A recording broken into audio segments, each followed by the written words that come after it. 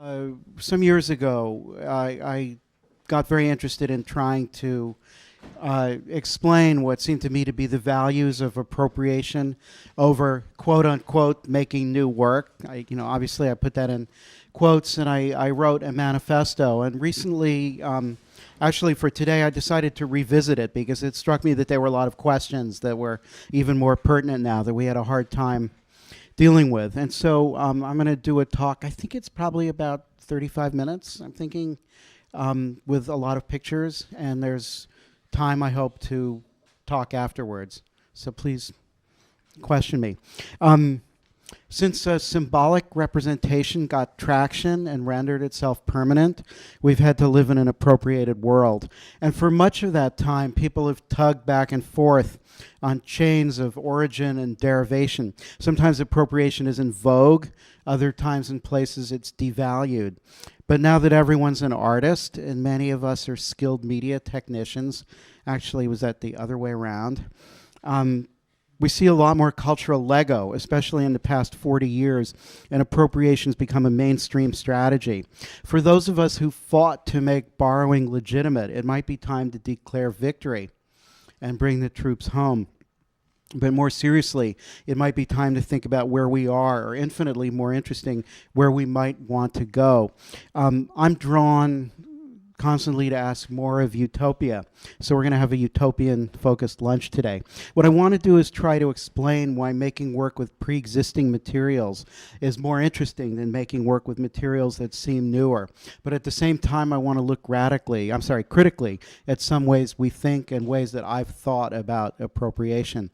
And so a manifesto in 14 points. This is the generic business meeting, by the way. 1, why add to the population of orphan works? So authorship is at an apogee. More works are being made by more people in more places. We live in a tremendously media-rich society, but every year Americans throw away more text, image, sound, and data than most other societies ever create. We're the world capital of ephemera, and much of it has no active custodial parent. Since we cling to the absurdity that products of the intellect become property at the moment of their fixation into a physical medium, other odd creatures are born, including so-called orphan works, which form a category of copyrighted works that somebody still owns, even though that somebody might not necessarily be findable. There's far too many works, and there's too many people making them. If cultural permaculture is our goal, we might think of finding thoughtful ways to represent and recontextualize old works while putting the brakes on runaway creation of new art. Tongue-in-cheek a little bit. 2, don't presume that new work improves on old. We're often too quick to imagine that we've actually learned from the past. But new works, tend to recycle the same ideas over and over again into different media. And to me, this suggests that we might be more open to letting old works speak. That our task might not be so much to make new works, but to build new platforms for old works to speak from. This might mean that we weave using other people's threads, that we take positions as arrangers rather than as sculptors. Collage often does this. In recent years, we've construed collage largely as an assembly of small units, as the equivalent of words, syllables, or maybe even phonemes. But I would suggest collage might also work in larger units, as sentences, paragraphs, chapters, even entire books.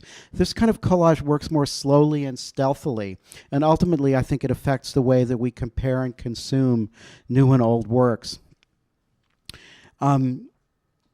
To claim that a mode of art production is new or different or avant-garde or insurgent implies opposition to or rejection of what's come before. And many people have made such claims for appropriation, and they still do.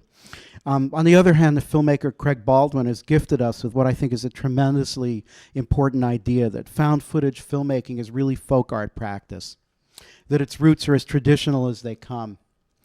Collage has migrated from traditional arts and crafts we associate with folk culture into the digital domain as well, and along the way it often accelerates and fragments. But in other words, we don't need novelty to justify our practice. 3, honor our ancestors by recycling their wisdom. But recycling is at risk.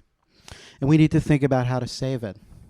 What we used to embrace as a leading avant practice is devolving into mere style, into a kind of anti-glossiness that sells pop stars and blue jeans.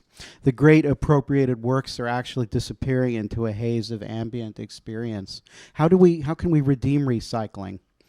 So for one thing, we might aim towards keeping alive a genuine critique of the theory and mechanics of representation and not simply ritual deconstruction.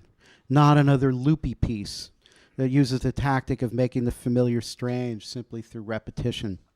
Not simply aggressively edited machine gun style collages of mainstream news footage. We've seen many. We could come to terms with the question of whether we remix to make art or make art to remix. In other words, is appropriation and recontextualization a strategic approach, or is it an end in itself? Speaking as a filmmaker, you know, I didn't formally introduce myself, but I've made a few films and I'm a collector and archivist. Speaking as a filmmaker, I'll admit that we sometimes seek to justify remixing through media literacy. And there's a highly relevant critique of media literacy. I think it's that it turns potential media critics into fans of media. Those of us who edit moving images know what this means, because editors are the ultimate cinephiles or digivideophiles. We have a deeply emotional, almost erotic relationship with the material that we edit. And this fetishism is displayed to our viewers no matter what their state of distraction might be.